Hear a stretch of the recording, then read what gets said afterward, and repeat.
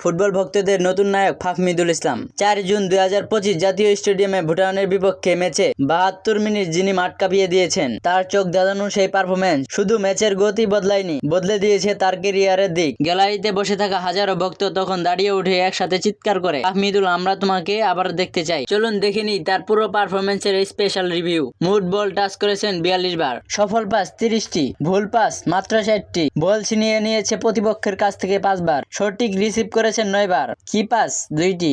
Special moment, কর্নারের দিক থেকে একটি শট, বল কন্ট্রোল করে ডিফেন্ডারদের পাস কাটিয়ে দুর্দান্ত সাইড চেঞ্জ পাস, আর তাতেই গ্যালারি চিৎকারে ফেটে পড়ে। তিনি গোল করেননি, এসটিসও দেননি, তবুও তার খেলায় ছিল গোটা দলের প্রাণ শক্তি। এখন একটাই প্রশ্ন, কোচ হাবিয়ার কাব্যেরা কি তাকে রাখবে সিঙ্গাপুরের বিপক্ষে গুরুত্বপূর্ণ ম্যাচে? ভক্তদের একটাই চাওয়া, 10 জুন একাদশে যেন আবারও দেখা যায় ফাহমিদুল ইসলামকে। আপনার কি মনে হয়, তিনি কি জাতীয় দলের নিয়মিত খেলোয়াড়ের যোগ্য? কমেন্টে জানাতে ভুলবেন না। আর এরকম খেলা সম্পর্কিত ভিডিও পেতে আমাদের চ্যানেলটি সাবস্ক্রাইব করুন, পাশেই থাকুন। ধন্যবাদ।